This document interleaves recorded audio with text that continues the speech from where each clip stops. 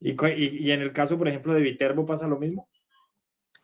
En el caso de Viterbo, pues hay que pagar. Y en el caso, hay que pagar el peaje de Acapulco, ¿sí? Entonces, también que es de la concesión de Pacífico 3, creo que se llama Pacífico 3.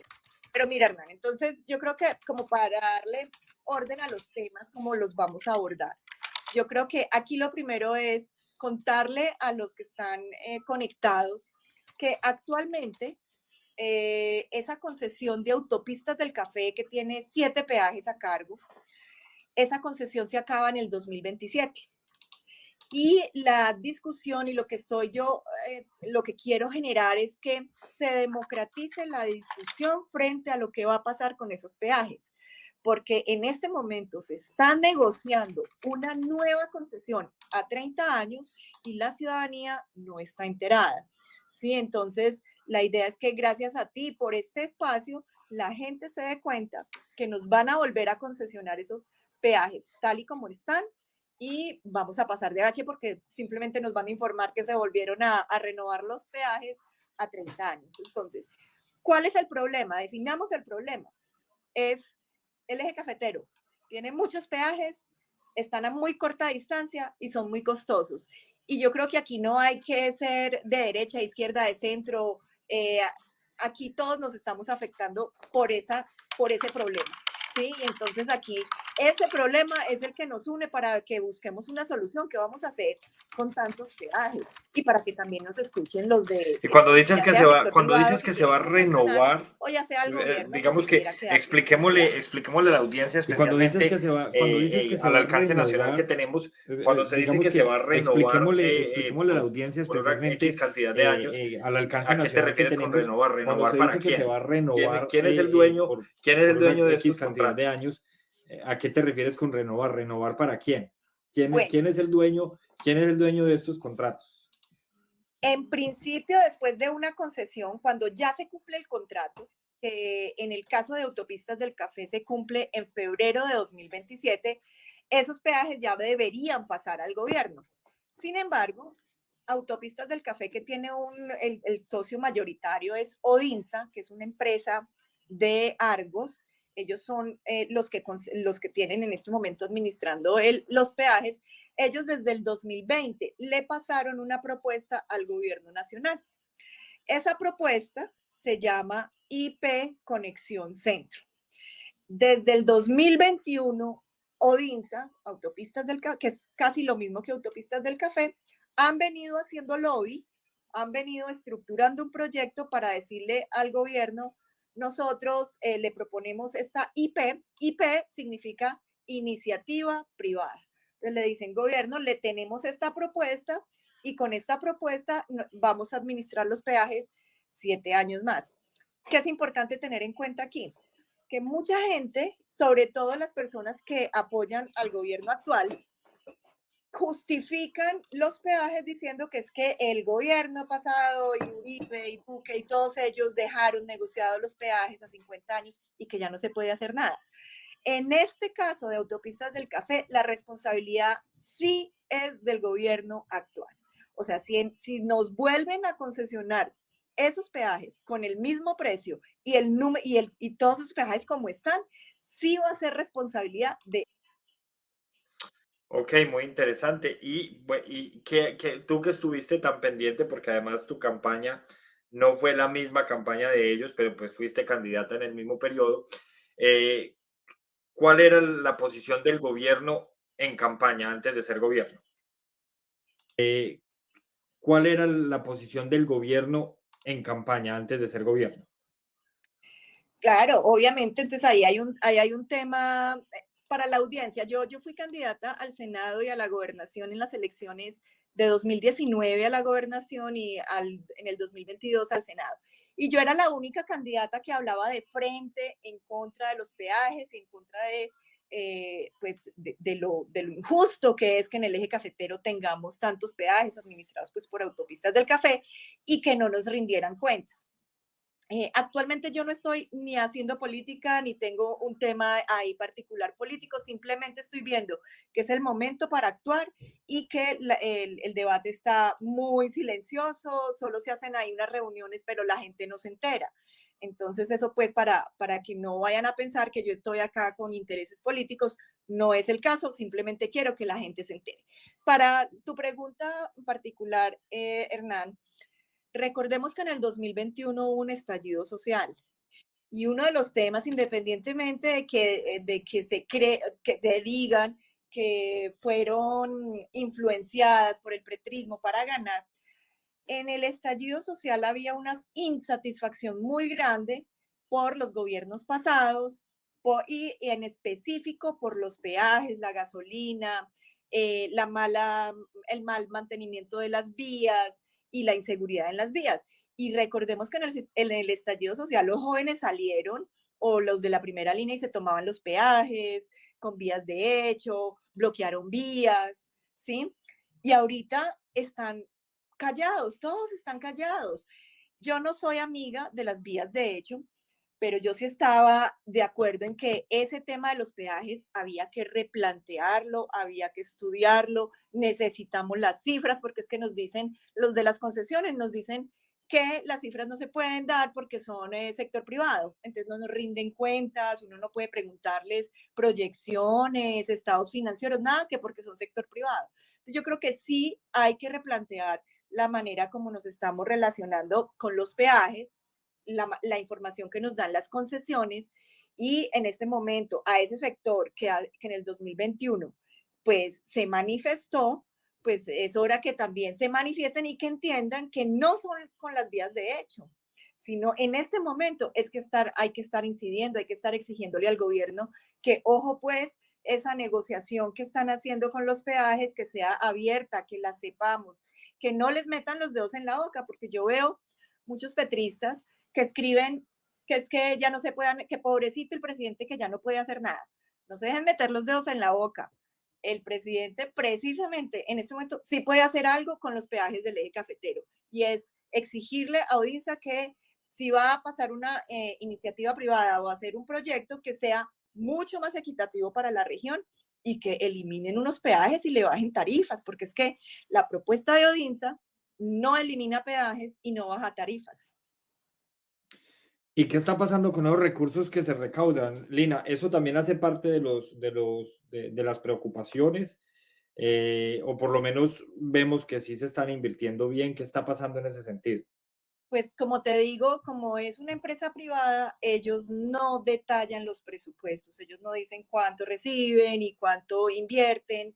Uno ni siquiera puede saber cuánto se gana, por ejemplo, cuántos son los salarios, cuánto se gana el director o el gerente de autopistas del café, que porque son empresa privada. Sin embargo, uno ha ido como recaudando información muy dispersa, pero la ha ido recaudando y entonces yo les doy las cifras. Se estima que los 7 peajes al año recaudan 260.000 millones de pesos. De esos 260.000 millones de pesos, anualmente deben invertir 100, más o menos el estimado de mantenimiento en vías es de 100.000 millones de pesos.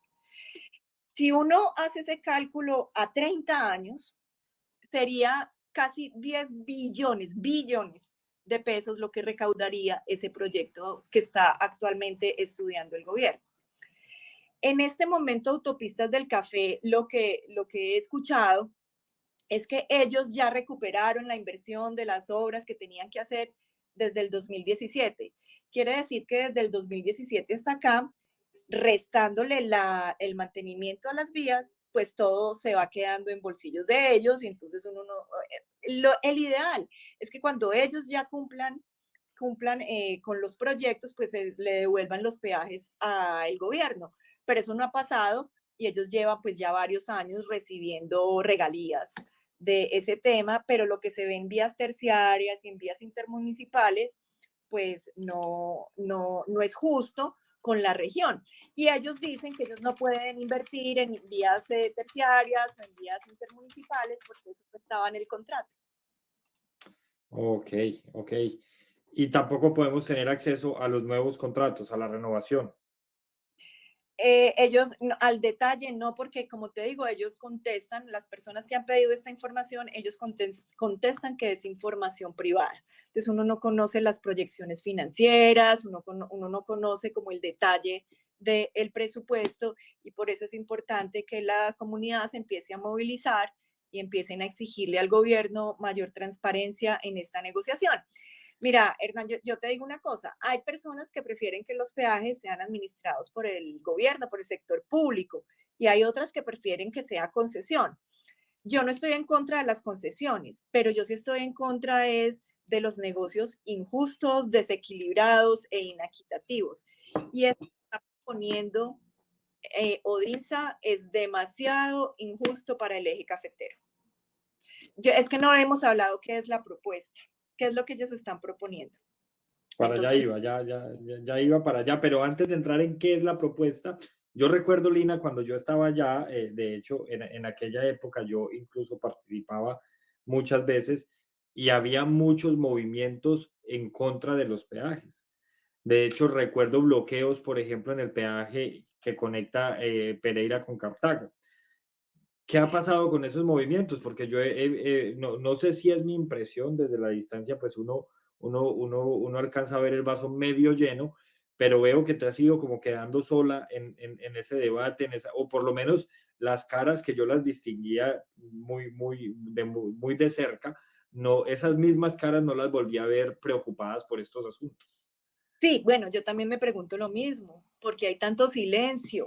Si este es el momento para estar debatiendo el tema y hay mucho silencio, sobre todo de la dirigencia de Risaralda, porque en Caldas sí han estado mucho más activos, incluyendo los gremios, incluyendo, no sé, me gustó mucho una presentación que hizo el gerente de la Caja de Compensación Familiar de Caldas, porque ellos tienen un peaje, o sea, las personas de Manizales y de Caldas que quieran ir a su parque recreacional les toca pagar un peaje. Es como si en Pereira para ir a Confamiliar tuviéramos que pagar peaje. Entonces, en Caldas, Hernán, ellos sí han estado mucho más activos, mucho más críticos de la propuesta, exigiéndole a Odinsa que hagan una propuesta más equitativa. En Risaralda, les cuento, en Risaralda hay una veeduría también conformada pues por unas personas de mucha trayectoria aquí en Risaralda y ellos han como también puesto el debate, han puesto el debate, han hecho los análisis, de hecho ellas han sido mi fuente de información, ellos convocaron un debate en la asamblea de Risaralda, se hizo una carta pidiéndole a Odinsa, perdón, pidiéndole a la ANI es la Agencia Nacional de Infraestructura, y ellos son los que están estudiando en este momento la propuesta de Odinsa. Y estas personas desde la asamblea, esta veeduría desde la asamblea, pues han puesto el tema, pero a mí sí me llama mucho la atención que la dirigencia política de Risaralda está todavía muy pasiva con el tema y sobre todo pues lo que tú dices, que en el pasado había gente muy activista, los videos, acaba de pasar una campaña territorial el año pasado y hablaban del desarrollo regional, de la competitividad, de los grandes proyectos y ahorita están muy callados y yo también me pregunto eso, ¿por qué están tan callados? O sea, el lobby de autopistas del café fue tan fuerte que los tienen callados o simplemente como también lo percibo es que Autopistas del Café o Odinsa han ido avanzando silenciosamente y les cuento que el tema va muy avanzado. Ya salió un artículo la semana pasada donde presentan este proyecto como uno de los grandes proyectos de Argos aquí en Colombia y que va a ser financiado pues por nuestros peajes, con nuestros peajes. Y digo nuestros cuando Lina, digo del eje cafetero. ¿y qué pasa con los congresistas de la región? Juan Pablo Gallo, Carolina Giraldo, el señor Merec, Alejandro, ahorita se me escapa el apellido de Alejandro, García. García, gracias. Y bueno, y otros que no son congresistas, pero se perfilan como Daniel Silva, Rodrigo Toro. Bueno, ¿Cómo ha dentro, sido la participación de ellos en este sentido?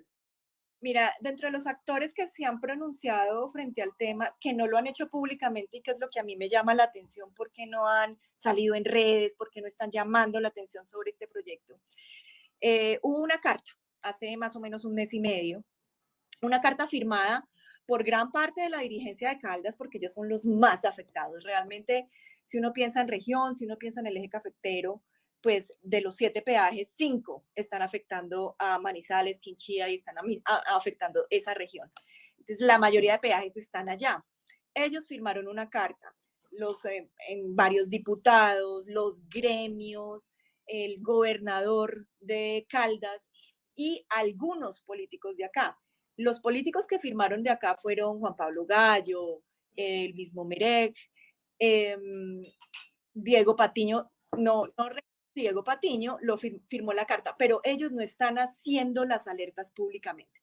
Esa carta que decía, esa carta básicamente le pedía a la ANI que revisaran ese proyecto porque estaba muy inequitativo para la región. Que, Hernán, lo que pasa es que no hemos hablado de por qué esta insistencia en que es inequitativo. Entonces, no sé si abordamos ya lo que es la propuesta. Bueno, pero Por antes favor. de abordar la propuesta, lo de los actores.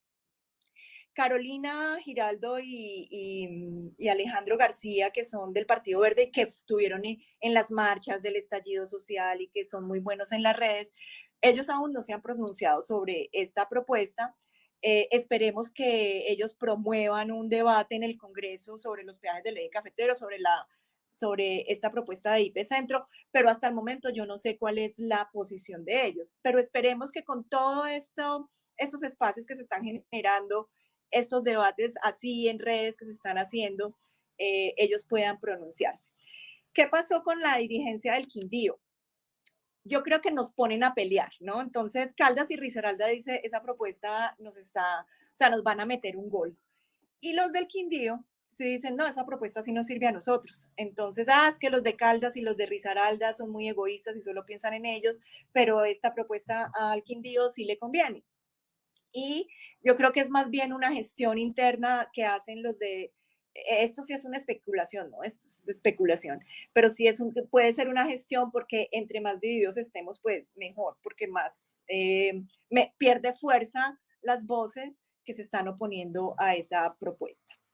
Entonces, ¿qué es lo que está proponiendo Odinsa o Autopistas del Café? Yo digo, son los mismos, solo que le cambian el nombre.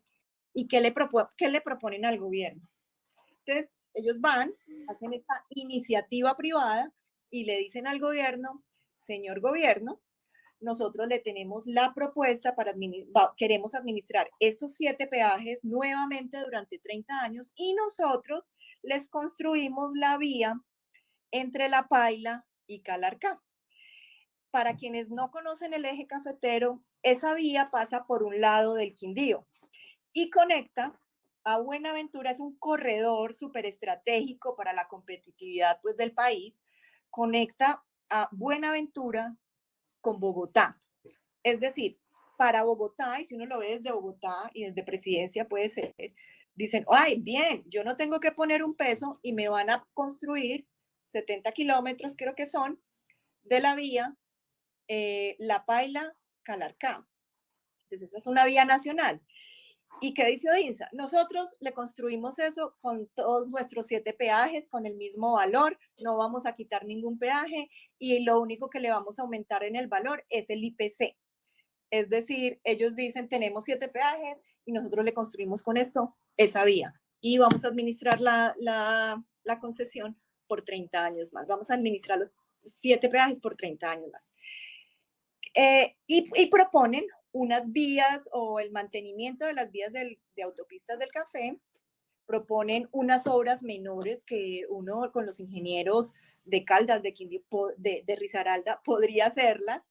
Y ellos dicen, bueno, vamos a hacer esta rotondita aquí, vamos a hacer este mantenimiento aquí, vamos a hacer este pedacito acá, pero realmente los datos que han dicho pues los de la veeduría es que el 70% de los ingresos de esos peajes se van a invertir en la vía La Paila Calarcá. Y los que están pagando los peajes no van a usar esa vía, porque si nosotros desde acá, desde Pereira, desde Manizales, vamos a ir a Bogotá, nos toca por otra ruta, ¿sí? Entonces nosotros no usamos esa vía y la vamos a pagar con nuestros peajes, con el agravante de que Autopistas del Café no se compromete ni a mejorar vías intermunicipales, ni vías terciarias, ni a hacer como obras nuevas. Y la verdad es que Manizales y Caldas sí le va súper mal también en esta negociación. Ellos tienen, por ejemplo, un peaje en una vía que es para ir a la caja de compensación familiar.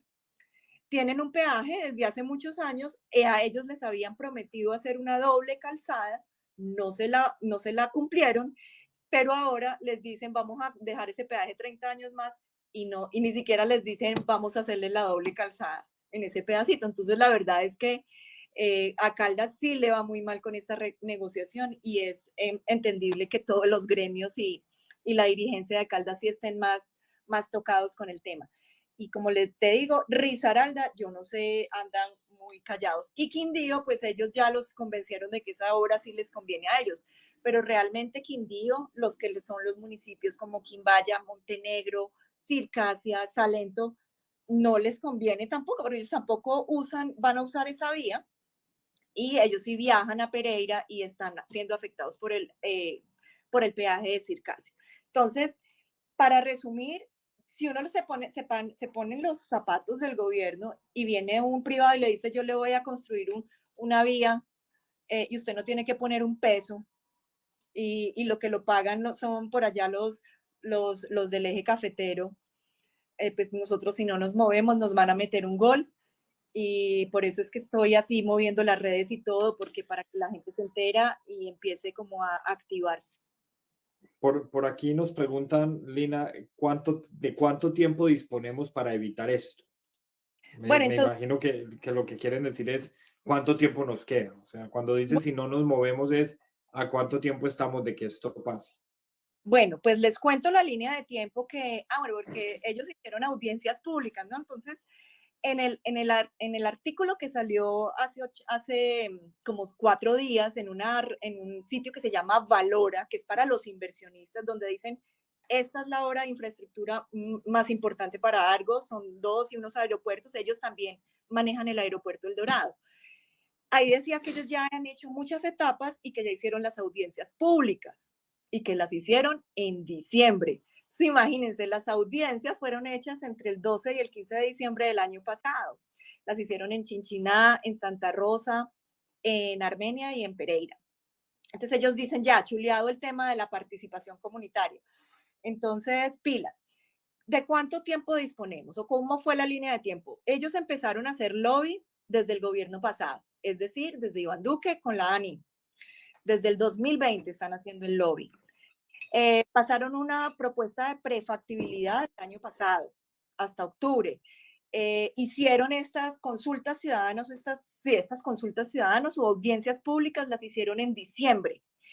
Y durante estos meses se han dado como debates, no, foros, que es el foro que les digo que promovió, por ejemplo, esta veeduría ciudadana en Risaralda, y en Caldas también han promovido debates, pero la gente sigue sin enterarse mucho, ¿no? Entonces, en este momento que la ANI está haciendo el estudio o está evaluando la propuesta, pero yo me imagino que Odinsa también está replanteando su proyecto con base en lo que haya recibido o en la retroalimentación que recibieron en las audiencias públicas.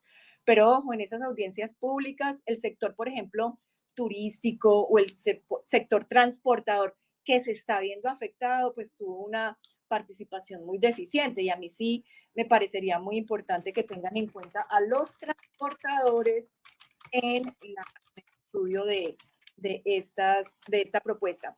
La ANI está en este momento en estudio y creo, o según la presentación que hicieron en Odinsa en las audiencias públicas, que hay una que está en internet y la pueden buscar, que fue en Chinchiná. En octubre ellos ya empiezan a tomar una decisión. Y en enero, ya entre octubre y noviembre, toman una decisión y ya en enero, si se firma y si se acepta, ya empiezan a estructurar el proyecto. Pero nosotros tenemos de aquí a octubre para que la ANI diga, no aceptamos esa propuesta, vuelvan a hacer un análisis, ¿sí? Vuelvan a hacer otra propuesta más equitativa, quiten algunos peajes, bajen tarifas y a partir de eso hagan un presupuesto y una proyección financiera, porque lo que Odinsa no hizo fue eso, hacer un cálculo de quitar algunos peajes y bajar tarifas. Y hay que decirles, no, vean, no tienen tanta plata, es que piensen en la gente que está afectada por esos peajes. Nunca las han escuchado, no les hacen tarifa diferencial. Entonces ahí el tema social es muy importante y uno cuando escucha esa presentación de Odinsa dice, esta gente nunca escuchó a los de las veredas que están siendo afectados por los peajes. Bueno, Lina, y suponiendo que se lograra, listo, digamos que se logran hacer las cosas, ¿cuál sería el mejor escenario? Bueno, yo creo que el mejor escenario es que empiecen de cero esa propuesta con una proyección más aterrizada, quitando unos peajes y bajando tarifas, pero además partiendo de reconocer el problema con la afectación a los transportadores, a las veredas, a las comunidades que quedaron separadas y ofreciéndoles unas posibilidades a ellos. Pero también, o sea, ese tema de construirle una vía al país, al gobierno nacional, que el gobierno nacional no pone un peso y que por ya pasan todos los camiones que vienen de Buenaventura a Bogotá y toda la carga nos la están dejando al eje cafetero. Yo creo que eso hay que replantear. En este momento, el eje cafetero también tiene muchas necesidades de vías terciarias, de vías de mantenimiento y de adecuación de vías intermunicipales. Y yo creo que si esos peajes están ubicados acá, pues los peajes que queden deben ser reinvertidos. Ese dinero acá, yo replantearía de cero esa propuesta de Odinsa y si Odinsa quiere seguir con esa vía de la Paila Calarcá, con los peajes de acá, pues yo no lo aceptaría. En promedio, no sé si tengas este dato, pero en promedio, ¿cada cuántos kilómetros hay un peaje entonces en el eje cafetero? Yo no sé en promedio, pero no sé en todo el eje cafetero, pero lo que es los peajes en llegando a Manizales, Manizales es que de verdad está rodeado por 5 peajes, más o menos en un radio de 30 kilómetros a la redonda tienen 5 peajes. Bueno, muy interesante la discusión. Y en cuanto a lo nacional, Lina, me preguntan cómo tienes conocimiento de cómo están los peajes en el resto del territorio. En el nivel nacional hay 168 peajes. Hay varias concesiones hay varios peajes que están por vencerse también. Y de hecho hay un señor que se llama el elefante blanco, yo no sé si ustedes lo han visto por ahí, él también está muy encima de hacerle seguimiento a esos peajes que se van a vencer. Aquí el llamado es, nos metieron los dedos en la boca y sobre todo pues a los que apoyan al petrismo de que no se puede hacer nada con los peajes, que pobrecito Petro, que es que le dejaron eso negociado a 50 años. No, aquí hay unos peajes que sí se pueden replantear. Acá hay unos peajes de envías a los que hay que hacerle seguimiento, control, porque hay mucha corrupción también. Y digo que hay corrupción porque es que el acceso a la información de los ingresos de los peajes es nulo, uno no lo tiene. Entonces, sí, el gobierno sí puede hacer algo ahí, el Congreso sí puede hacer debates, pero no lo hacen. Uno dice, ahí hay demasiados intereses, hay políticos detrás, pero realmente los debates juiciosos en el Congreso no se están haciendo. Y el rol del Ministerio de Transporte también es muy débil, porque es que si uno pregunta la información de los peajes más allá de ingresos, no se la dan, no está actualizada. Y eso debería estar público, actualizado día a día, saber uno cuánto reciben por peajes y cuánto se invierte en las vías y en el mantenimiento. Esa información es muy difícil de conseguir. Se ha intentado a través de derecho de petición, de tutela, si no prospera el derecho de petición. Yo estoy esperando respuesta de algunos, como tú lo sabes, pero ¿se han hecho otros intentos antes? Sí, yo creo que las personas que han estado juiciosas, como los de la veeduría, han pedido derechos de petición. Yo lo que sé es que hay un veedor del Quindío que ha pedido derechos de petición a autopistas del café para poder acceder a las cifras de las proyecciones financieras y le han respondido que es información privada, confidencial, ¿sí? Cuando es de concesiones, ellos se reservan mucho la información y no debería ser así porque es que a mí lo que me molesta es que planeen un negocio diciendo que vamos a hacerlo con estos 7 peajes, como si los 7 peajes fueron de ellos, cuando somos los ciudadanos los que estamos pagando los peajes. Ellos se han apropiado de un derecho colectivo, que es el derecho a la movilidad y a al libre transporte por las vías. Ellos allá construyen un peaje, nos obligan a pagarlo y se creen dueños de ellos y hacen proyecciones financieras con unos peajes que se alimentan de los ingresos y de los pagos de los ciudadanos. Lina, una última pregunta. ¿Por qué crees que hay tanto silencio desde el gobierno? Yo sí recuerdo al presidente Petro haciendo campaña con dos cosas. Lo primero, con disminuir y acabar muchos peajes en el país que hasta el momento no se ha visto. Y lo segundo, con eliminar la estratificación, que también sabíamos que eso no era posible. Y fue un poco más de su populismo. Cuando dices lo de, ¿Crees que, ¿a qué te refieres? cuando digo lo de qué, perdón? Estratificación. Él en uno de sus discursos en plaza pública dijo que en su gobierno se iban a acabar los estratos sociales, Ah, ok, obviamente. estaba relacionado. Pensé que te referías a tarifas diferenciales en los peajes. No, no, no. Entonces, ¿por qué el silencio? Porque el tema de los estratos sociales sabemos que es algo todavía más complejo sistemáticamente hablando, pero lo de los peajes, creeríamos que así como lo está haciendo con la EPS, era muy fácil crear la crisis. ¿Por qué crees que hay tanto silencio desde el gobierno? No sé, yo quisiera saberlo.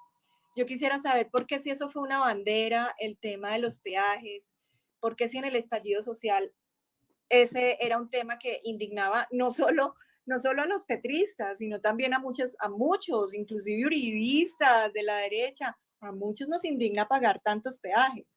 Y yo no entiendo ahorita por qué el gobierno está tan callado con ese tema. Yo lo que te digo es, en los videos que he publicado, yo lo que sí veo es así como en muchos otros temas, un relato que se repite. Ay, es que los peajes son de Sarmiento y entonces ellos dejaron los peajes firmados a 50 años y pobrecito Petro, él no puede hacer nada. Ese es el relato, pues, de un sector que apoya a Petro y que les han dicho. Pero es el mismo relato que hay también detrás del discurso de la CPS y el mismo relato que hay inclusive detrás del discurso de la reforma a la educación, con el cuento de la educación privada. ¿Verdad? Pero entonces ahorita hay que decirles a los petristas, les están metiendo los dedos en la boca. En el caso de la concesión de autopistas del café, va a ser el gobierno, Petro y los dirigentes actuales del eje cafetero los que, si eso pasa, si esa negociación se da como está, nos van a meter un golazo a 30 años y nos van a poner a pagar esos mismos peajes a 30 años.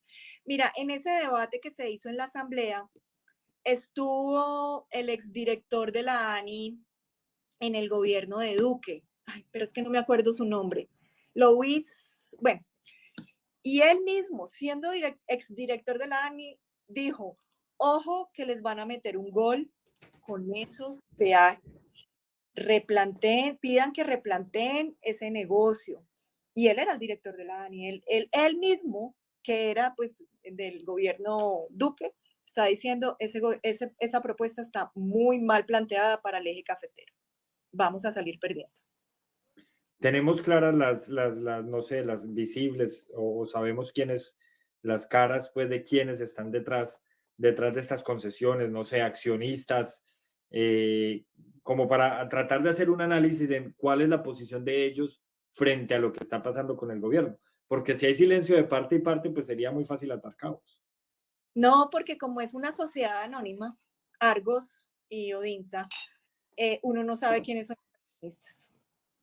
Entonces, ahí a mí sí me llama la atención el silencio de algunos empresarios, la posición de Sociedad de Mejoras Públicas de Pereira, que al principio pues se veía como apoyando, ya después dice, ay no, pues entonces que replanteen porque sí está un poco injusto, pero finalmente la Sociedad de Mejoras, que yo, pues a mí me gustaba mucho el trabajo que hacía la sociedad, yo ahorita estoy entendiendo que en este momento le están dando mucha visibilidad a autopistas del café, entonces parecieran pues como haciéndole propaganda a autopistas del café, eso no me gusta. pero realmente para comprender quiénes están ahí, quiénes ganarían con ese negocio, de pronto que sean accionistas y uno no sepa y entonces por eso están callados. La verdad no sé por qué esa información no es posible obtenerla porque ellos son una sociedad anónima. Bueno, muy interesante el tapen tapen que llamaba por ahí un ex senador de la República. Así Lina, se nos acaba el tiempo para el tema de los peajes, pero sin duda tenemos que volvernos a conectar cuando recibamos respuesta de los derechos de petición, sea porque la siguen tapando o sea porque recibimos o prospera alguno de ellos. Sí, sí, sobre todo porque así sea un tema muy regional, estos debates y estas preguntas aplican para todo el país, ¿no? Porque es que, por ejemplo, en el Valle del Cauca, que también está lleno de peajes, y uno dice, ¿por qué los peajes del eje cafetero están pagando obras del Valle del Cauca si el Valle también tiene tantos peajes? Y no es que sea un tema de competencia regional y que no queramos el tema de la integración, pero ¿y dónde están entonces los peajes del Valle? ¿Por qué no se están invirtiendo en sus carreteras y por qué nosotros desde el eje cafetero estamos financiando las obras del Valle del Cauca? Y Entonces, proporcionalmente, ¿cuáles son más costosos? Los del eje cafetero o los del Valle del Cauca? Los ¿O hay del eje, paridad? los del eje son los más costosos. En el Valle ellos tienen concesiones, pero también tienen varios peajes de envías y varios peajes de la gobernación, y esos son más baratos. Los más costosos son los de autopistas del café. Bueno, muy interesante el tema. Ojalá se pueda hacer algo, ojalá estemos a tiempo, Lina, y sin duda tenemos que seguir haciendo socializaciones sobre cómo avanza. Me gustaría mucho conocer la posición de, si en algún momento ven el programa de activistas de Pereira, como por ejemplo Alejandro Mejía, Ana Durango, que eran tan activos a otrora. Y en estos momentos pues veo que está reinando el silencio. No sé si es porque salió elegido el gobierno que ellos apoyaron o si es porque ya estos temas no les interesan, pues uno a lo largo de la vida pues va cambiando de posturas. Sí, de hecho yo también he hecho ese llamado. A mí me parece muy raro que estos jóvenes que han sido tan activistas no estén diciendo nada, no estén participando en las redes, no estén haciendo las alertas. Yo tengo una teoría y es que, mira, muchos de esos jóvenes que estuvieron en el estallido social participaron en cursos de liderazgo, en espacios generados por la sociedad de mejoras y todos esos jóvenes ya ahorita están callados. Entonces yo digo, eso parece haber sido una estrategia como para ganarse los jóvenes y tenerlos ahí calladitos, no sé. Eso sí es especulación. Bueno, ojalá, digamos que puedan contarnos por qué o puedan pues por lo menos pronunciarse alrededor de este tema que sin duda nos afecta a todos. Y es que eso es lo más particular, que las problemáticas que se tenían hace 3 años antes de que llegara Petro son exactamente las mismas que se tienen hoy. Pero hace 3 años teníamos estallidos sociales y hoy tenemos silencio social. Con el agravante de que están que los vuelven a firmar a 30 años. Es que eso es lo que me indigna. Nos están negociando nuestro futuro de movilidad y vial a 30 años aquí en el eje cafetero. Casi que 2 generaciones. Sí, ya cuando esto vuelva a estar, ya nosotros estaremos, quién sabe, por allá en la tercera edad. Ya no estaremos, Estaremos disfrutando del cuarto pilar de estaremos hablando de pensión. más que hace 30 años nosotros dijimos que pilas. Estaremos evaluando el cuarto pilar de pensión que tanto nos han afamado hoy, del Estaremos cual yo ya diciendo soy, tu del cual pensión. yo ya soy cotizante aquí en Europa del cuarto pilar y la verdad es que es tan o peor que lo que tenemos en Colombia actualmente. Pero bueno, hay que seguir adelante con todas estas críticas. Lina, por último, cuéntanos un poco acerca de tu lectura sobre el gobierno nacional. Ayer, no sé si viste ayer el rifirrafe que hubo en la comisión de la Cámara, no recuerdo, creo que comisión cuarta, porque tuvieron de invitado al señor Carrillo y él llegó allí en su rol de activista y no de ejecutivo. Y bueno, Katy Gubinao estaba un poco enojada porque él lo que llegó fue a hacer unos descargos muy interesantes que nada tenían que ver con lo que se le estaba preguntando. Así que bueno, eso digamos que hay como para darle introducción, pero hay muchos temas hoy muy interesantes. El senador Wilson Arias acaba de hacer un llamado a la insurgencia para que respalden al gobierno. Alejandro Gaviria ya se pronunció y pues obviamente no está de acuerdo. Así pues como noticias recientes tenemos esa, tenemos la de Carrillo el día de ayer, tenemos que Olmedo López acaba de llegar a suministrar las primeras pruebas, Snyder pasó 30 folios de pruebas sobre el escándalo de corrupción de los carros de La Guajira. Así que bueno, digamos que grosso modo para que nos des una lectura sobre tú que has sido siempre un poco más ponderada que yo perdí la ponderación hace mucho tiempo, desde que me Bueno, decepcioné de FECODE. ¿verdad? Bueno, tú sabes que yo no apoyé el gobierno en campaña, siempre tuve claro que un gobierno que se rodea de personas acostumbradas a los carteles de corrupción es un gobierno que va a gobernar con la corrupción. Entonces, a mí no me vengan a decir que, ay, que pobrecito, que él no sabía nada. No, él sabía a qué estaba jugando desde campaña, porque si se rodeaba con personas como Benedetti, o sea, el tema de Benedetti para mí fue ya la alerta que dijo yo aquí no voy a estar, no voy a apoyar este gobierno. Y efectivamente todo lo que está pasando ahorita es algo que de una u otra manera quienes no apoyamos a Petro lo alertamos en su momento y recibimos todo tipo de ataques tanto de jóvenes como del petrismo, que porque no estábamos apoyando un gobierno alternativo. Sin embargo, todas esas alertas que hicimos hace 3 años, pues se están cumpliendo en este momento.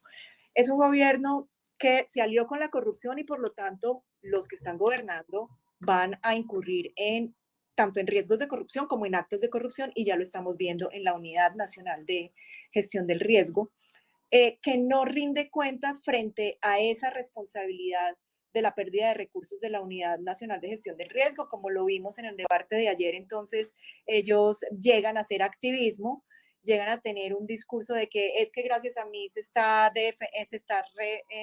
destapando la corrupción, cuando todos sabemos que esa corrupción se destapó fue por los medios de comunicación.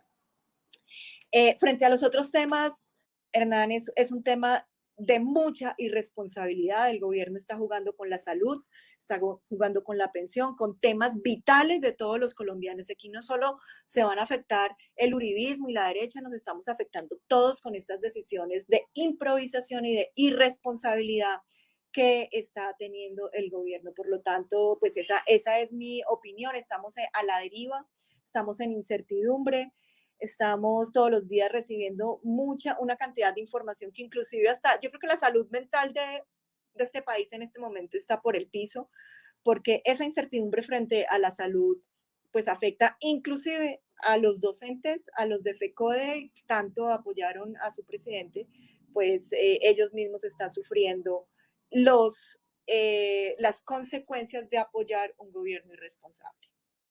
Bueno, ellos dicen que no es culpa del gobierno, que es culpa de la fiduprevisora, como si la fiduprevisora no fuera el gobierno. Pero es que, mira, yo he trabajado muchos años temas de anticorrupción y de transparencia e inclusive participé en hacer un mapa de corrupción en el sector educación. Y dentro del sector educación analizamos la fiduprevisora. Y dentro de la fiduprevisora, que era pues obviamente lo que manejan todo este tema de seguridad social de los docentes, desde esa época que yo hice ese estudio de riesgos de corrupción, sabíamos de la influencia de Benedetti allá. Entonces, cuando yo vi a Benedetti en esa campaña, dije, por Dios, van por la fiduprevisora y vea lo que está pasando con la fiduprevisora. Sí, entonces aquí no vengan a decir que es que la fiduprevisora, no, la fiduprevisora desde hace mucho tiempo ha sido investigada y tiene serios cuestionamientos de malos manejos. El servicio de salud para los docentes, no los directivos, los docentes más, no sé, los que no tienen mucho poder, a esas personas eran las que se afectaba con la atención en salud. Y ahorita, en lugar de mejorarla, lo que hicieron fue empeorar esas condiciones.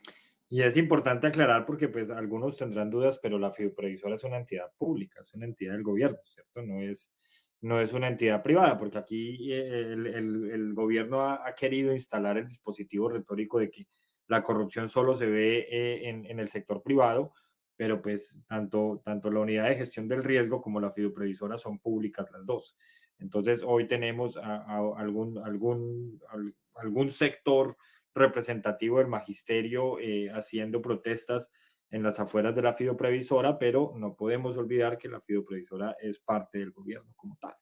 Sí, sí, es una lástima los relatos generados para seguir manteniendo a flote el respaldo al gobierno mientras su situación personal y su calidad de vida se está viendo afectada por no aceptar y por no exigir más responsabilidad en las decisiones por parte del gobierno nacional.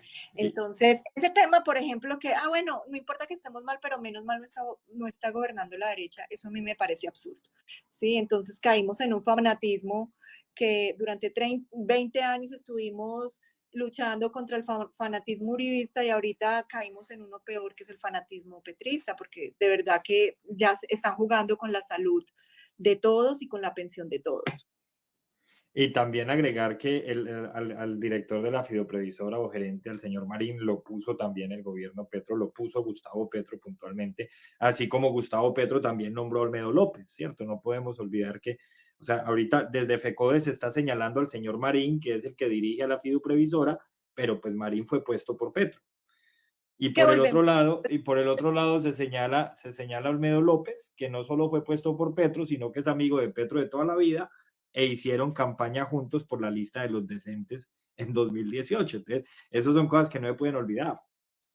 Es que lo que te digo, cuando desde la campaña se sabe cómo va a ser el gobierno. Desde la campaña se sabe que si tú estás rodeado de personas que están acostumbrados a los carteles de corrupción, a la burocracia y al clientelismo, tú no puedes esperar que después, pobrecito Petro, él no sabía, cuando él es el que está nombrando. ¿Y por qué se nombran las personas? Porque desde campaña se hacen acuerdos políticos. ¿Y esos acuerdos qué son? Señor, yo lo apoyo a usted como candidato, yo le dono a su campaña, yo le pongo mis votos, pero cuando usted gane, me da tal entidad. Y seguramente eso, la Unidad Nacional de Gestión del Riesgo fue parte de un proceso de negociación. ¿Cómo funciona tanto en el nivel nacional como en el nivel regional? De acuerdo, Lina. Y un tema que no se nos puede quedar por fuera, aunque nos vamos quedando sin tiempo, sin embargo, las personas siguen llegando. Tema constituyente. Terrible. Me parece un mensaje muy peligroso para el país, para la estabilidad de la democracia, no solo aquí, no solo en Colombia, sino en América Latina. Él llegó prometiendo no convocar a un proceso constituyente, pero además, Hernán, yo creo que eso se le puede venir en contra, porque donde abra esa puerta, se vuelve la posibilidad de que Álvaro Uribe pueda ser otra vez candidato presidencial, ¿no? Y se les puede venir en contra. Yo creo que hay que respetar las instituciones, las reglas de juego, y el tema de la constituyente, pues es un tema de mucha irresponsabilidad.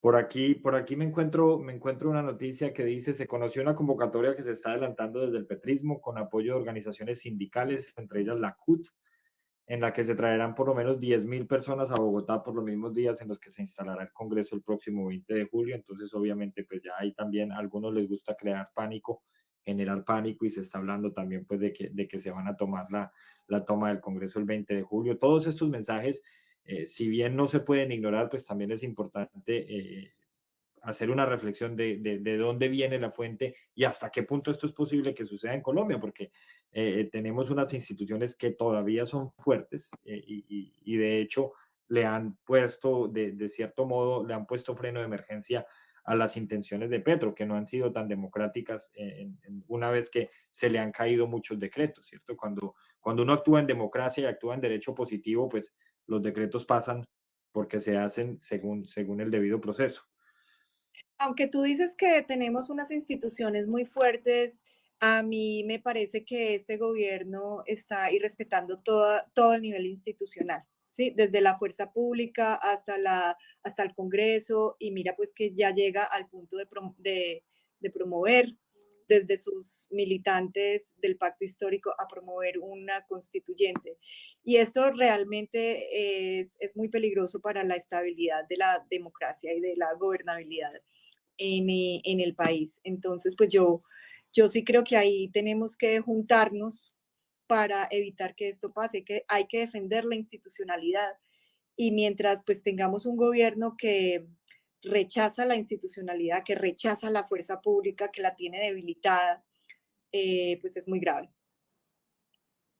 Sí, dice la convocatoria, Lina, abro comillas, la Asamblea Nacional por las Reformas Sociales, la Paz y la Unidad, ya vamos en asamblea, convocada por el Comando Nacional Unitario, la Coordinadora Nacional por el Cambio, el Pacto Histórico y la Minga Social y Comunitaria y otras organizaciones sociales, se reprograma para los próximos 18, 19 y 20 de julio ante la ampliación de las inscripciones, la necesidad de contar y garantizar las mejores condiciones logísticas y la importancia de avanzar en la preparación desde todos los territorios y sectores. O sea, en efecto, se está organizando un acto multitudinario, como les gusta a ellos, otra vez con recursos públicos, porque esto también es importante decirlo, se han dedicado a llenar las plazas con los recursos públicos cuando estamos entrando en default para los días en los que se debería instalar el Congreso de la República en su tercer año de este gobierno.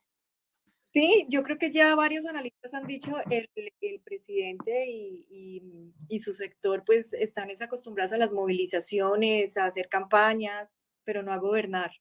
Sí, entonces no está gobernando, no está ejecutando su presupuesto, no está siendo responsable con el gobierno, pero sí es feliz movilizando a la gente y usando los recursos públicos. Eso también es corrupción, usando recursos públicos para movilizar políticamente a sus sectores. Yo he usado mucho la palabra responsabilidad y digo, es muy responsable lo que está haciendo con el país, porque yo sí estoy de acuerdo con que había muchos temas que había que cambiar, que había que reformar, pero la manera como lo está haciendo Petro, en lugar de avanzar, está destruyendo lo construido y lo que poquito que funcionaba, pues lo está terminando de destruir. Así es, Lina. Y por último, ¿qué hacer en el Congreso con el representante de la Cámara y el señor Name cuestionado, los dos, presidente de la Cámara y presidente del Senado? Algunos invitan a que se suspendan las sesiones, se paren los trámites legislativos que hay en el momento, pero no podemos ser ajenos a la historia y cosas similares pasaron antes y en su momento los proyectos siguieron su curso. Entonces, ¿por qué antes tenían que parar el curso y ahora deben continuar? Yo estaría de acuerdo con que continúen, pero Yo estaría en también. desacuerdo también con que, estaría de acuerdo con que se suspendan, perdón, pero habría estado en desacuerdo con que se hubieran continuado en el pasado. Entonces, ¿será que podemos igualar lo que está sucediendo en el momento con la cuestionada GIDIS política del año 2006? Pues 2000, yo, sí, como te digo, yo soy una persona que respeta la institucionalidad, pero cuestiona y rechaza de manera radical la corrupción. Yo creo que la sanción social que se le debe dar al representante de la Cámara y al Senado sería precisamente que perdieran su curul, ¿sí? Que sean investigados y que pierdan su curul. Pero eso no va a pasar eh, mientras no se haga una investigación seria. Sin embargo, yo no estoy de acuerdo con que se paren el trámite de las reformas, porque si bien hay unas reformas que tal vez desde la oposición no se quieren que sean lideradas por el sector petrista, también hay otras reformas que han sido propuestas pues desde otros sectores y que son beneficiosas pues para el país y que deben seguir su curso, ¿sí? Que deben seguir su trámite, pero que si se para la agenda legislativa, pues se para el avance de la institucionalidad, ¿no? Entonces yo no estaría de acuerdo con parar la agenda. y también es importante mencionar que la oposición ha presentado reforma a la reforma, ¿cierto? Y que Así, ayer, por ejemplo, presenciamos en el Congreso una oposición a una iniciativa del senador Miguel Uribe, en donde nos dimos cuenta que el pacto histórico se opone simplemente por quien presenta.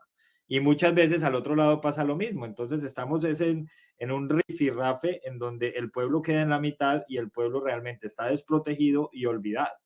Ayer, por ejemplo, Clara López se oponía a la iniciativa de Miguel del Centro Democrático alrededor del día sin IVA y se oponía con unos argumentos superfluos, pues tanto que se quedó sola. Tan se no, quedó sola que tan se quedó sola que muchos del pacto histórico terminaron apoyando la iniciativa de Miguel Uribe porque entre otras cosas también es un proyecto que como no pudieron conseguir aval fiscal termina siendo un proyecto también al vacío porque pues no es como para sentar un precedente de que aquí también tenemos voz. no, pero mira, te voy a tocar un tema que yo sé que a todos nos interesa.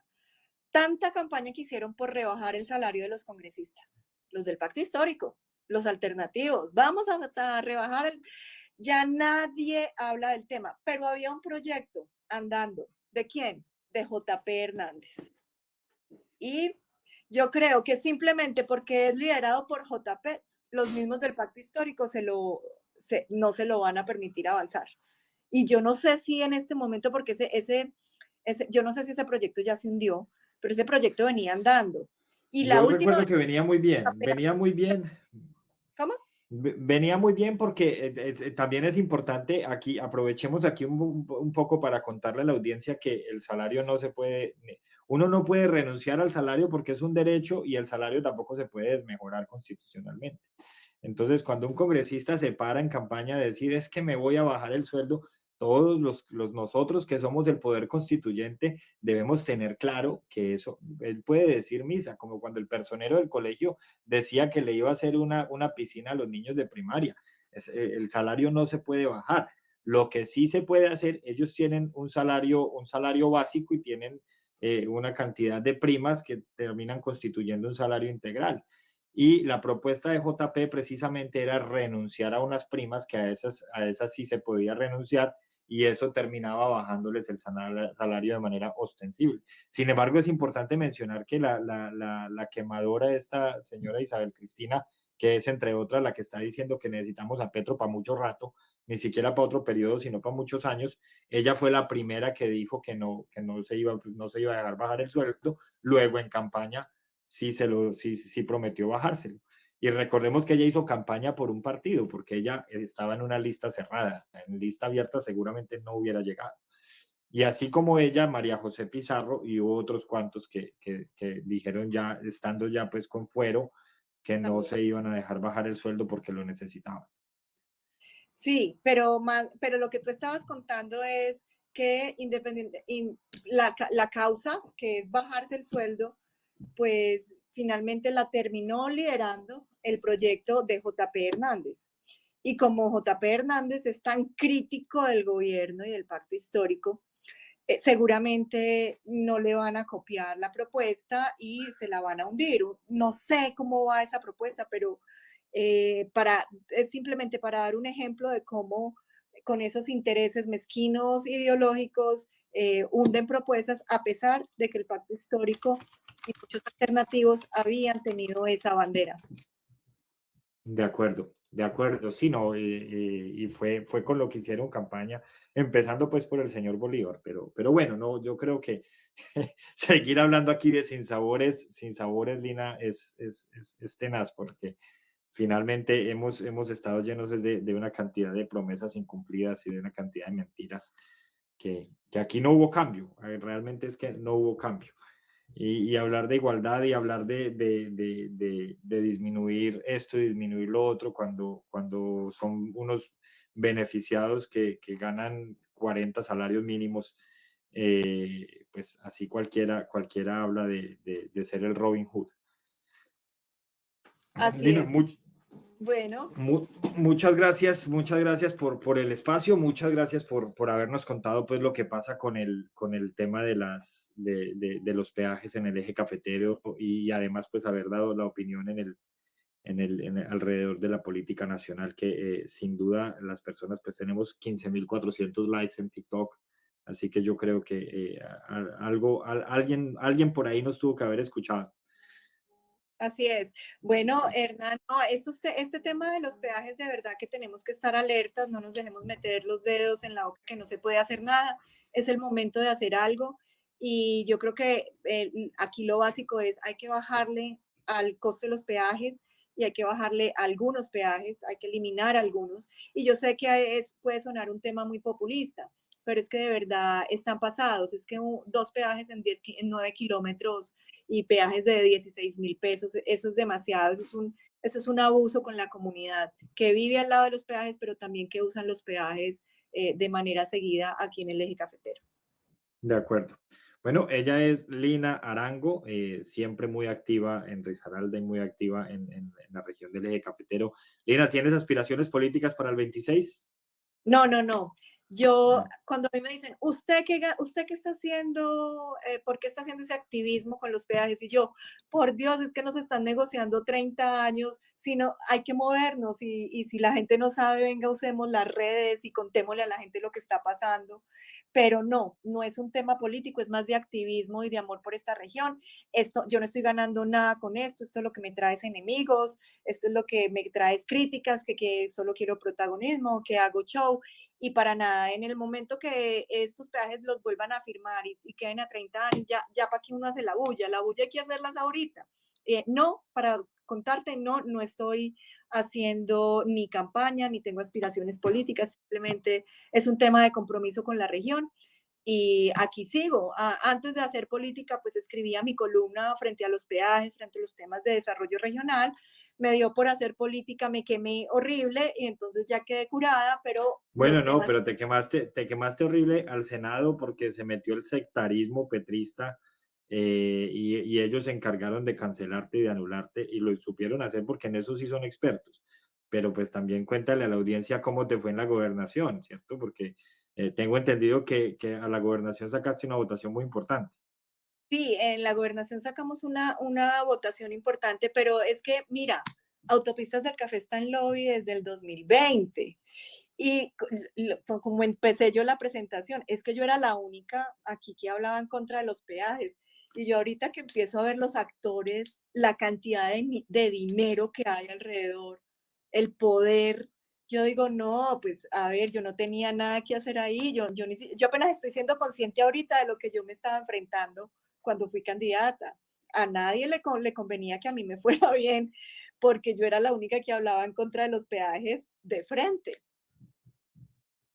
Ahí está. Sí, yo solo quería agregar eso porque que no vaya a quedar en el aire que de verdad te quemaste. Pues sí, digamos que al Senado sacaste una votación que no esperabas, pero a la gobernación, al contrario, a mí me parece que estuvo muy bien la votación en 2019, casi que quedaste de tercera.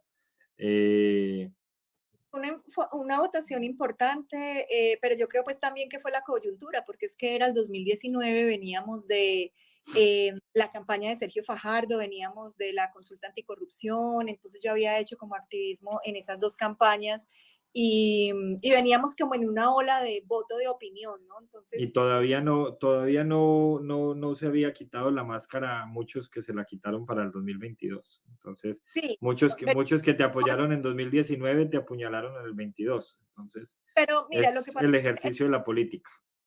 así es, pero también, pues yo en el 2022 sí fui muy clara de que yo no era petrista, ¿sí? Y eso también, yo soy consciente, hubo gente que votó por mí a la gobernación en el 2019 porque yo tampoco era uribista, pero ya en el 2022 esperaban que yo fuera petrista y yo les dije, no, yo no soy petrista, no soy uribista y no soy petrista. Entonces muchos, pues obviamente muchos dejaron de votar por mí, es entendible, pero los que sí siento que pues hubo ahí temas de traición y todo, pues sí fueron los de centro y los que veníamos ahí pues con el tema de opinión. Pero en el Bien petrismo, dicen por ahí algunos que en política no puede haber tintas medias y que el centro, yo estoy por creerme esa tesis, me falta investigar un poco más, pero yo por eso me radicalicé a la derecha ya y qué cuento de centro, no, yo soy de derecha en cambio yo le digo, yo soy muy radical en las causas, entonces cuando es anticorrupción, a mí no me importa si la corrupción es la de centro, la de derecha, la de izquierda, yo soy súper radical en temas anticorrupción. Tema de peajes, si me toca, si hay que aliarnos con diferentes sectores para que luchemos en contra de los peajes, hay que hacerlo. O sea, yo soy muy radical en cómo defender las causas, ¿sí? Entonces, Claro, es que la corrupción no es ni de derecha ni de izquierda, el sentido común tampoco es de derecha y de izquierda, aunque algunos lo quieran poner a un lado o al otro, pero la ideología sí debe ser de derecha o de izquierda. Eh, sin embargo, es respetable, ¿cierto? Pero digamos que mi punto de vista, y bueno, yo sí me radicalicé a la derecha precisamente porque me aburrí de lo mismo y me aburrí de tantas narrativas que definitivamente. pues no, yo sí tengo algunos temas de derecha, el tema de la fuerza pública, de la institucionalidad, de la seguridad, de la autoridad, yo ahí soy más de derecha. pero hay unos temas sociales que sí soy más de centro izquierda. Por eso me Bueno, dar la causa, pero independientemente de eso, aquí no hay como un tema político, Hernán, aquí hay es una coyuntura en la que nos tenemos que poner las pilas antes de que nos vuelvan a negociar 30 años de peajes aquí en el eje cafetero.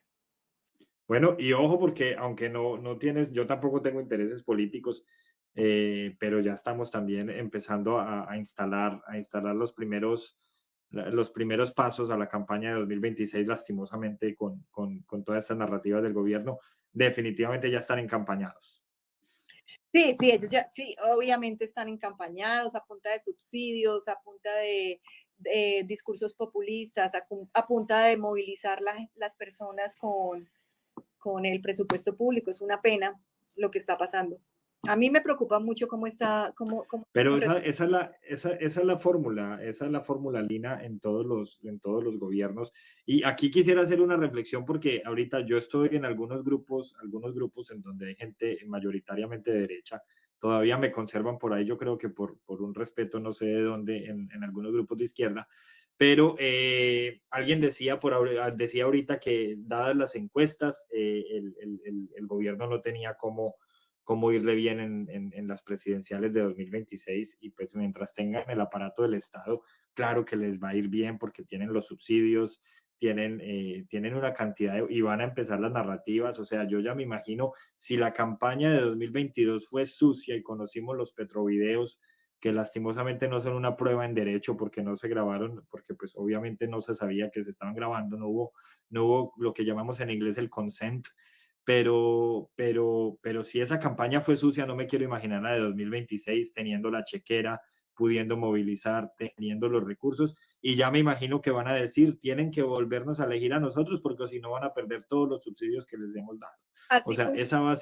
esa va a ser la primera narrativa. Entonces, pretender que porque unas encuestas 3 años antes están marcando a Petro con poca popularidad, entonces ya se quemó. Eso, me disculpan la expresión, pero eso es un pajazo mental. Lo mismo pasó el año pasado en España, pasó exactamente lo mismo con el PSOE de Pedro Sánchez en las autonómicas, que son las que nosotros llamamos regionales o locales. La izquierda española se pegó una quemada increíble, pues nadie lo esperaba, tanto que Pedro Sánchez adelantó las elecciones 6 meses, las generales. Estaban para diciembre y las tiró en julio y las tiró en julio, el día que estadísticamente ha sido el más caliente en los últimos años. O sea, eso fue todo súper calculado. Las encuestas le daban a Pedro Sánchez 15 puntos por debajo. Y finalmente perdió las elecciones. Lastimosamente en España no queda el que más votos tiene. Aquí digamos que el régimen es un poquito diferente. Él perdió las elecciones, pero finalmente logró investidura porque logró hacer la mayoría a través de unas coaliciones con los partidos minoritarios y prometiendo pues una amnistía un poco cuestionada que en estos momentos está en tribunales. Pero el caso es que gracias a los subsidios, a la subsiditis, que inclusive se inventó que el bono a la cultura, y era que tú cumplías 18 años y por cumplir 18 años tenías derecho a reclamar un bono, no recuerdo si de 500 o de 400 euros para ir a cine, ir a comer, entre otras cosas, como un premio que te daba el Estado por cumplir 18 años. Claro, para que te estrenara la cédula votando por ellos. No, Es y eso, lo que tú dices es muy cierto. El tema de las encuestas y que está mal en las encuestas, eso no es garantía de nada porque ellos tienen el aparato estatal. Y así es que se compran los votos a través de sí, sí, contratos, sí. subsidios. Eso sí, tienen que dividir el voto de centro, tiene que haber muchos candidatos para que ellos puedan garantizar ese voto duro. Y ese voto duro los puede hacer volver a reelegir. De acuerdo, sí, sí, sí, la verdad es que en la mayoría de países donde ha gobernado este régimen que es calcado, es el mismo régimen de López Obrador, es el mismo de Argentina, es el mismo de España. Yo que lo he vivido muy de cerca, yo he vivido a Sánchez desde que empezó hasta hoy, porque yo vivo en Irlanda, pero estoy más cerca de España que de Colombia y de Irlanda. En todas partes han podido reelegirse, así que no veo por qué en Colombia vaya a ser la excepción. Me Sí, no, sorprendería demasiado. Así nos funciona a gran escala y así funciona a pequeña escala. Si cada uno nos vamos a nuestros municipios, para los que nos están viendo o escuchando, ustedes han visto que quien tiene el aparato de la burocracia municipal tiene muchas opciones para reelegirse porque mucha gente depende de los contratos y de los subsidios que dan en las alcaldías o en la gobernación. Entonces, y así funcionan a nivel nacional y ellos lo tienen muy claro, ¿sí? Ellos lo tienen. Lo paradójico es que las barras bravas que criticaban eso antes, hoy lo estén aplaudiendo, así sea exactamente las mismas prácticas, sin cambiar una coma. Solo cambiamos de apellidos. Hernán, mi teoría es que ellos querían un cambio, ellos tenían unos discursos de cambio, pero realmente lo que ellos querían era hacer lo mismo, pero que fueran ellos, ¿sí? Entonces Sí, sí, ellos no sí. estaban contra la corrupción, sino que querían era el pastel para ellos. No estaban en contra de políticas irresponsables, sino hacerlo ellos y ellos adueñarse del aparato estatal para enriquecerse ellos, que eso ha pasado en muchos países también, uno lo puede ver en Venezuela, ¿no? Que también ellos llegaron allá y todo el círculo cercano al Que presidente. si se logra la constituyente, ahí sí estaríamos calcando el modelo venezolano, por mucho que les duela que uno lo mencione. Sí, sí, O sea, sí. para mí, yo era uno de los que, en el principio de los tiempos me causaba un poco de gracia escuchar a Uribe hablar del castrochavismo. No, pues es que, Pe- o sea, uno ya dice, uno que tanto se burlaba de los chats de las tías, que el castrochavismo, y vea, están haciendo paso a paso lo mismo que o sea, que se le ha si se tocado. logra, si se logra la constituyente, ese ya sería el sello. Ahí ya no habría cómo salvarlo. Así es. Y es que hay muchos discursos y todo similares a lo que pasó en Venezuela. Tú tienes razón ahí. Uno se burlaba antes de todo esto que decían del castrochavismo y realmente hay muchas cosas similares que están pasando. De acuerdo. Lina, es como la quinta vez que me despido, ahora sí es en serio porque ya son las 2. Muchas gracias a los que nos ven. Recuerden que este es el podcast de Hernán Opina. Estuvimos con Lina Arango. Lina, volvemos a programar para la semana entrante y si no la de arriba, la semana entrante voy a estar con el ex concejal Edwin. Él fue concejal por el Partido Centro Democrático en Pereira. Y también hablaremos con él, le preguntaré por los laditos. No está dentro del orden del día, pero lo voy a incluir el tema de los peajes, a ver cuál es su posición. Porfa, hay que Edwin ponerle Quintero. a todos a hablar del tema, porque yo sí voy a decir, si estos peajes los negocian 30 años más, va a ser responsabilidad también de la dirigencia de ahorita. Y hay que pedirle cuentas cuando quieran volver a hacer campaña. ¿Usted cuál fue la posición suya de los peajes? Porque es que están muy callados ahorita, están muy calladitos. Entonces hay que De acuerdo. preguntar, Hernán. Bien. De acuerdo. Bueno, muchas Bueno. gracias.